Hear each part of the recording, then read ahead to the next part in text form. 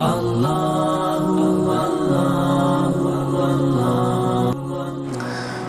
کے بعد جو تیسری بیماری ہمارے نوجوانوں میں ہے وہ کیریئرزم کا بھوت. یہ سمجھیے کہ کیریئر بنانے کا ایک بھوت سوار ہوتا ہے. اس کا نقصان کیا ہوتا ہے کہ تعلیم کا جو اصل مقصد بن جاتا ہے وہ پیسے کمانا.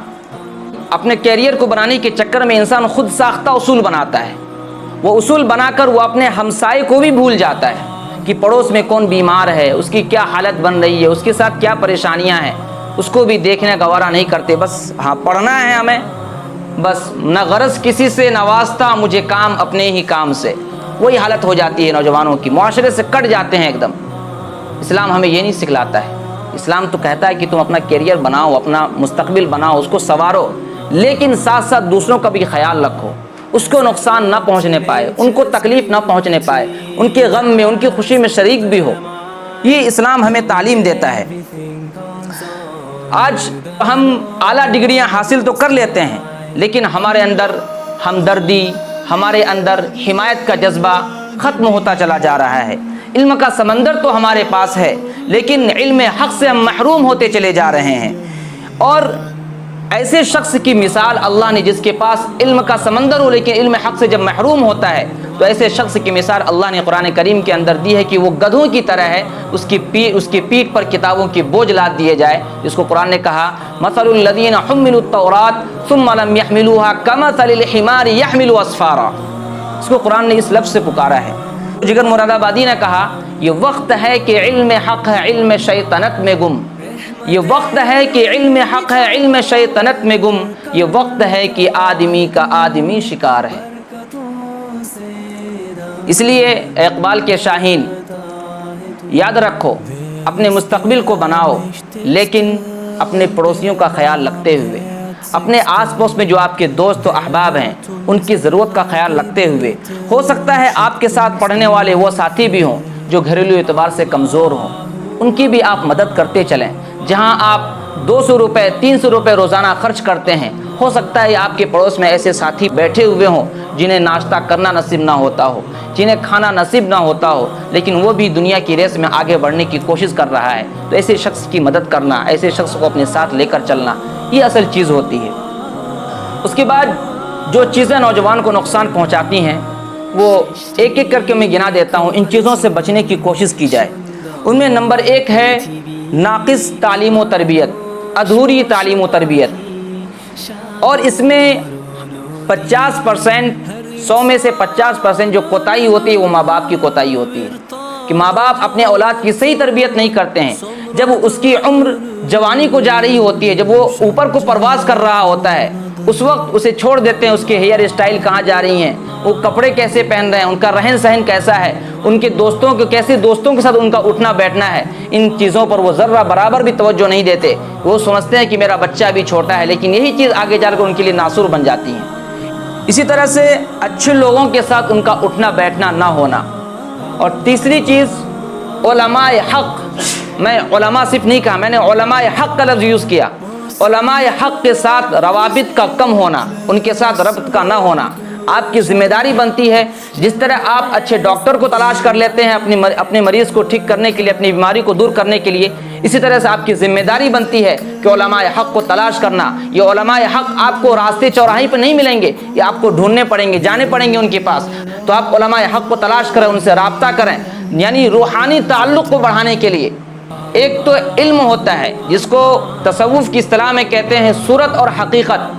صورت دیکھنے کی کچھ اور ہوتی ہے, حقیقت کچھ اور ہوتی ہے. عام طور پر جو مکئی کی جب کھیتی ہوتی ہے تو وہاں پر ایک ٹوپا پہنا کر اس طرح ایک آدمی کو کھڑا کر دیا جاتا ہے. دور سے پرندے دیکھتے ہیں, سمجھتے کوئی انسان کھڑا ہے تو وہ گھوم کر چلا جاتا ہے. لیکن جب اسے پتہ چلتا ہے کہ نہیں انسان نہیں بلکہ انسان کی شکل میں ایک پتلا ہے, صورت ہے, تو پھر وہ آ کر دانا چگنا شروع کرتا ہے, مکئی کو تباہ کرتا ہے.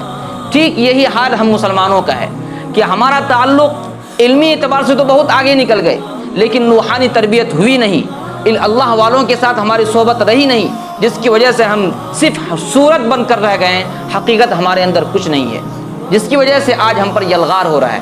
یہ سب سے بہت بڑا نقصان اس کا ہوتا ہے. اور ایک چیز ہے موبائل کا غلط استعمال. نوجوان کے ہاتھ میں موبائل ہے, اس کا غلط استعمال, ان کے غلط استعمال سے آپ سمجھ سکتے ہیں کیا کیا چیزیں دیکھی جا سکتی ہیں۔ اسی طرح سے قرآن سے تعلق کا نہ ہونا، قرآن سے تعلق کا نہ ہونا یہ بھی ایک بڑا سبب ہے۔ مغربی کلچر کو اختیار کرنا، اسی طرح سے حیا سوز ذرائع ابلاغ کو اختیار کرنا، ان تمام چیزوں سے بچنے کی ضرورت ہے میرے نوجوانوں۔ اگر دنیا کے اندر کچھ کرنا چاہتے ہیں تو ان تمام چیزوں سے بچیے۔ اسی طرح سے اسلامی تاریخ سے عدم واقفیت، یہ یاد رکھیے کہ اپنی تہذیب اور تاریخ اور عملی ورثہ سے مانوس اور باخبر رہنا بے حد ضروری ہے۔ جو قوم، جملہ یاد رکھیے گا، جو قوم اپنی تاریخ اور علمی ورثے سے غفلت برتتی ہے وہ صفحہ ہستی سے حرف غلط کی طرح مٹ جاتی ہے یا اسے مٹا دیا جاتا ہے۔ جو قوم اپنی تاریخ اور علمی ورثے سے غفلت برتتی ہے وہ صفحہ ہستی سے حرف غلط کی طرح مٹ جاتی ہے یا اسے مٹا دیا جاتا ہے۔ اب دیکھیے کہ اسلامی فتوحات کتنے ہیں، خلافت عثمانیہ کیا ہے، کس طرح قائم ہوئی، مقاصد کیا تھے، ریشمی رومال تحریک کیوں چلی، ہم میں سے کتنے لوگوں کو پتہ ہے؟ نہیں پتہ ہے۔ کیوں؟ ادھر ادھر کی چیزوں کے پڑھنے سے فرصت ہی نہیں ہے کہ ہمارے لوگوں نے کیا کارنامے انجام دے کر گئے۔ آخر میں جو میں آپ سے بات کہنا چاہتا ہوں وہ یہ کہ اتنی باتیں میں آپ کے سامنے رکھی تو یقیناً آپ کے اندر شوق پیدا ہوا کہ ہمیں کچھ کرنا ہے۔ تو نوجوانی کے اندر جو شوق پیدا ہوتا ہے وہ ایک جوش ولولہ ہوتا ہے، وہ اٹھتا بہت تیزی سے اور ٹھنڈا بھی اتنی تیزی سے ہو جاتا ہے۔ دیکھیے اس لیے نوجوانی کی عمر میں اعتدال بہت ہی ضروری ہے، یہ ہمارے بیلنس کو برقرار رکھتا ہے۔ کوئی بھی کام کر رہے ہیں اس میں اعتدال کا اگر فقدان ہے تو انسان صحیح ڈگر پر زیادہ دیر چل نہیں سکتا اور نہ زیادہ دور تک چل سکتا ہے۔ اعتدال نہیں ہے تو نہ زیادہ دیر تک ٹھہرے گا نہ زیادہ دور تک جا سکے گا۔ ہوتا ہے نا کہ زلزلہ آیا، مسجد میں تقریر ہوئی کہ ہماری گناہوں کی نحوست ہے، بس جلدی جلدی نکالے موبائل سے ویڈیو وغیرہ سب ڈیلیٹ کیے، بس جا کر مسجد میں بیٹھ گئے، تسبیح لے کر بیٹھے ہوئے ہیں، یا رمضان کا مہینہ ہے بیٹھے ایک دم چل رہی تسبیح قرآن، مسجدی میں اٹھ رہے ہیں، مسجدی میں بیٹھ رہے ہیں، وہاں سے نکل ہی نہیں رہے ہیں۔ جہاں چاند دکھا وہ ایسے غائب ہے جیسے گدھے کے سر سے سینگ غائب۔ اس لیے کہہ رہے ہیں اعتدال، ہر چیز میں اعتدال، کھانے پینے میں اعتدال ہو، رہنے سہنے میں اعتدال ہو، بات چیت میں اعتدال ہو، محنت مشقت میں اعتدال ہو، عبادت میں اعتدال ہو، گویا دنیا کی ہر چیز میں اعتدال پائی جائے تو یقیناً پھر آپ اپنے منزل مقصود کو پہنچ سکتے ہیں۔ جس کے اندر اعتدال نہیں ہوتا ہے اس کے نقصانات کیا ہوتے ہیں؟ انتہا پسندی، غلو، شدت پسندی، تخریب کاری کا عمل شروع ہو جاتا ہے۔ جہاں اعتدال کے راستے سے آپ ہٹیں گے تو یہ تمام چیزیں آپ کے اندر شروع ہو جائیں گی۔ اور دیکھیے کوئی بھی تحریک ہو یا کوئی بھی شخص ہو اگر اعتدال کے راستے سے ہٹتا ہے تو یا تو وہ افراط کا شکار ہوتا ہے یا تفرید کا شکار ہوتا ہے۔ وہ یا تو اس میں غلو کرتا چلا جاتا ہے یا اس کو چھوڑ ہی بیٹھتا ہے، یا اس میں شدت اختیار کر لیتا ہے، یا اس کو نقصان پہنچانے کا سبب بنتا ہے۔ بہت سی تحریک اس دور میں بھی آپ اپنی نگاہوں سے دیکھ سکتے ہیں یا پہلے ماضی میں گزر چکی ہیں، یہ افراط و تفرید کا نتیجہ ہوتا ہے۔ اس لیے اسلام بھی اعتدال کو پسند کرتا ہے۔ قرآن نے بھی کہا وَكَذَلِكَ جَعَلْنَاكُمْ أُمَّةً وَسَطًا، اللہ نے جو ہمیں ٹائٹل دیا وہ امتًا وسطا کا دیا، امتًا وسطا بنا دیا، تو لہٰذا اب ہماری ذمہ داری بنتی ہے کہ ہم اعتدال کے راستے کو اختیار کریں۔ قرآن نے دوسری جگہ فرمایا قُلْ أَمَرَ رَبِّي بِالْقِسْطِ، اے محمد کہہ دیجئے کہ میرے رب نے اعتدال کی راہ اختیار کرنے کا حکم دیا ہے۔ اس لیے نوجوانوں اپنی زندگی کو نبوی زندگی کے مطابق ڈھالنے کی کوشش کرو۔ اگر زندگی میں کچھ کرنا چاہتے ہو تو سب سے پہلے اپنا مقصد متعین کرو، اور مقصد میں نے بتا دیا کہ مقصد آپ کا کیا ہے۔ میری زندگی کا مقصد تیرے دین کی سرفرازی، میں اسی لیے مسلمان، میں اسی لیے نمازی۔ میں آخر میں ان دو شعر کے اندر میں اپنی بات رکھنا چاہتا ہوں۔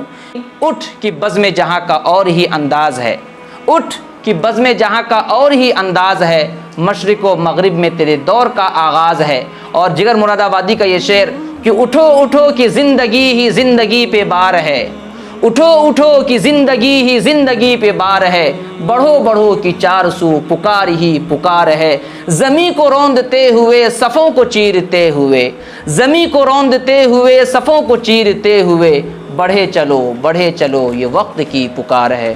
وآخر دعوانا الحمدللہ رب العالمین۔